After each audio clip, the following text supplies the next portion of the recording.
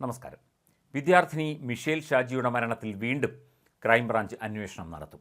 CBI അന്വേഷണം വേണമെന്ന ആവശ്യം ഹൈക്കോടതി തള്ളിയതോടെയാണ് ക്രൈംബ്രാഞ്ച് വീണ്ടും കേസിൽ അന്വേഷണത്തിന് തയ്യാറെടുക്കുന്നത്. കേസ് അന്വേഷണത്തിൽ പോലീസിന് വീഴ്ച പറ്റി എന്ന ആക്ഷേപങ്ങൾ നേരത്തെ ശക്തമായിരുന്നു. ഇപ്പോഴത്തെ സാഹചര്യത്തിൽ വീഴ്ച പറ്റിയ കാര്യങ്ങളിൽ ഊന്നിയായിരിക്കും പരിശോധന നടക്കുക. പോലീസിന് വീഴ്ച പറ്റിയ 3 കാര്യങ്ങളിൽ വ്യക്തത വരുത്താനാണ് അന്വേഷണ സംഘത്തിൻ്റെ ശ്രമം. മിഷേൽ ചാടിയത് ഏതു പാലത്തിൽ നിന്നാണ് എന്ന് വീണ്ടും വിലയിരുത്തും. സുഹൃത്തിൻ്റെ മൊബൈലിൽ നിന്ന് ഡിലീറ്റ് ചെയ്ത സന്ദേശങ്ങൾ വീണ്ടെടുക്കാനും ശ്രമിക്കും.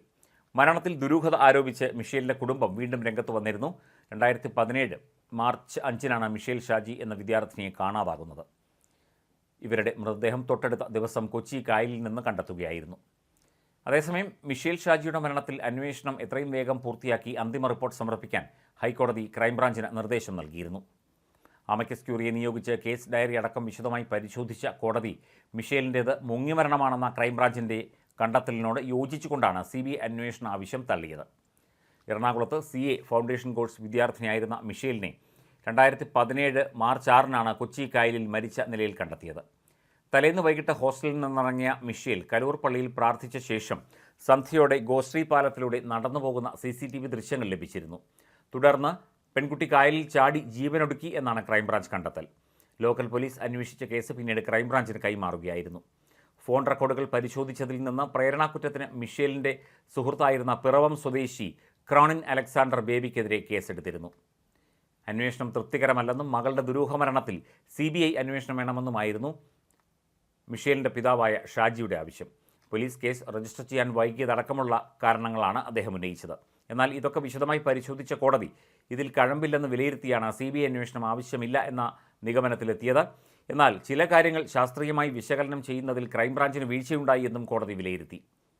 കാണാതായ ദിവസം വൈകുന്നേരം മിഷേൽ കലൂരിലെ പള്ളിയിലെത്തി മടങ്ങുന്ന ദൃശ്യങ്ങൾ പോലീസിന് ലഭിച്ചിരുന്നു. പിറ്റേന്ന് വൈകുന്നേരം കൊച്ചി കായലിലാണ് മൃതദേഹം കണ്ടെത്തിയത്. ലോക്കൽ പോലീസിൻ്റെയും ക്രൈംബ്രാഞ്ചിൻ്റെയും അന്വേഷണത്തിൽ മിഷേലിൻ്റെ മരണം ആത്മഹത്യയാണെന്നാണ് കണ്ടെത്തിയത്. എങ്കിൽ ദേഹത്ത് കണ്ട പാടുകളും FIR-ലെ പൊരുത്തക്കേടുകളും എങ്ങനെ ഉണ്ടായി എന്നാണ് കുട്ടിയുടെ പിതാവ് ഷാജി വർഗീസ് ചോദിക്കുന്നത്. മിഷേലിൻ്റെ ശരീരത്തിലെ പരിക്കുകളെക്കുറിച്ച് ശരിയായ അന്വേഷണം നടന്നില്ല എന്നാണ് പരാതി. മിഷേൽ പള്ളിയിലുള്ള സമയം CCTV-യിൽ വ്യക്തമായിട്ടും 7 മണിക്ക് ശേഷമാണ് ഹോസ്റ്റലിൽ നിന്ന് ഇറങ്ങിയത് എന്ന FIR-ൽ എഴുതി പിടിപ്പിച്ചത് ദുരുദ്ദേശത്തോടെയാണെന്ന് കുടുംബം പറയുന്നു. മകൾ ജീവനൊടുക്കേണ്ട ഒരു സാഹചര്യവും ഉണ്ടായിരുന്നില്ല എന്നും എല്ലാ വിവരങ്ങളും പങ്കുവയ്ക്കുന്നയാളായിരുന്നു മിഷേലെന്നും കുട്ടിയുടെ അമ്മയും പറയുന്നു. മിഷേലിൻ്റെ മൊബൈൽ ഫോണും ബാഗും ഇതുവരെ കണ്ടെത്താനാകാത്തതിൽ ദുരൂഹതയുണ്ടെന്നും പരാതിയുണ്ട്. മിഷേൽ ഗോശ്രീ 2-ാം പാലത്തിൽ നിന്ന് കായലിൽ ചാടിയതാണ് എന്നതിന് വ്യക്തമായ തെളിവില്ല. അതിലെ കടന്നുപോയ അമൽ ജോർജ് എന്നയാളുടെ മൊഴിയാണ് ഇതിനാധാരം. സാക്ഷി പറഞ്ഞ ഇടം കേന്ദ്രീകരിച്ചാണ് കായലിൽ പരിശോധന നടത്തിയത്. അതിനാൽ ബാഗും വാച്ചും ഷൂസുമൊന്നും കണ്ടെടുക്കാനായില്ല. ഗോശ്രീ 1-ാം പാലത്തിനടുത്തേക്കും തിരച്ചിൽ വ്യാപിപ്പിക്കേണ്ടതായിരുന്നു. ദേഹം ജീർണിക്കാത്തതിന് കാരണമായി പറഞ്ഞത് വെള്ളത്തിലെ ഉപ്പുരസമടക്കമുള്ള കാരണങ്ങളാണ്.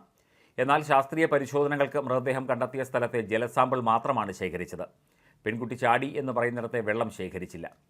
മട്ടാഞ്ചേരി വാർഫിന് സമീപമാണ് മൃതദേഹം കണ്ടെത്തിയത്. വേലിയിറക്കത്തിൻ്റെ ഫലമായിട്ടാണ് ശരീരം ഒഴുകിപ്പോയത് എന്ന പോലീസിൻ്റെ നിഗമനം ശരിയാണ്. എന്നാൽ മൃതദേഹം വെള്ളത്തിൽ കിടന്ന 20 മണിക്കൂറിനിടെ എത്ര വേലിയിറക്കമുണ്ടായി എന്നുള്ള പഠനം നടത്തിയിട്ടില്ല. മിഷേലിൻ്റെ വയറ്റിൽ ക്യാരറ്റിൻ്റെ അംശമുണ്ടായിരുന്നു. ഹോസ്റ്റൽ പാചകത്തിന് ക്യാരറ്റ് ഉപയോഗിച്ചിരുന്നില്ല. മറ്റാർക്കെങ്കിലും ഒപ്പം പുറത്തുനിന്ന് കുട്ടി ഭക്ഷണം കഴിച്ചിരിക്കാനുള്ള സാധ്യതകൾ വീട്ടുകാർ ചൂണ്ടിക്കാട്ടിയിട്ടും സമീപത്തെ ഹോട്ടലുകളിലൊന്നും പോലീസ് അന്വേഷിച്ചില്ല. 7 വർഷം കടന്നുപോയതിനാൽ ഇക്കാര്യം ഇനി അന്വേഷിച്ചിട്ട് കാര്യമില്ല എന്നും കോടതി ചൂണ്ടിക്കാട്ടുന്നു. ആത്മഹത്യാ പ്രേരണാക്കുറ്റത്തിന് പ്രതി ചേർക്കപ്പെട്ട ക്രോണിൻ അലക്സാണ്ടർ മിഷേലിനെ കാണാതാകുന്ന ഡിസംബർ 5-ന് 5 മണിക്കൂറിനുള്ളിൽ 60 മെസ്സേജുകളാണ് മിഷേലിന് അയച്ചത്. ഇവയൊക്കെ മിഷേലിനെ കാണാതായി എന്ന് അറിഞ്ഞതോടെ അയാൾ ഡിലീറ്റ് ചെയ്തു. മിഷേൽ അവസാനം ഫോണിൽ സംസാരിച്ചതും ക്രോണിനോടാണ്. എന്നാൽ യുവാവ് ഡിലീറ്റ് ചെയ്ത മെസ്സേജുകൾ വീണ്ടെടുക്കാനായിട്ടില്ല. ഇയാളുടെ ഫോണിൽ നിന്ന് കണ്ടെടുത്ത ഒരു അൺസെൻഡ് സന്ദേശം കുട്ടിയെ മനസ്സ് വിഷമിപ്പിക്കുന്ന തരത്തിലുള്ളതാണെന്നും ഹൈക്കോടതി വിലയിരുത്തിയിരുന്നു.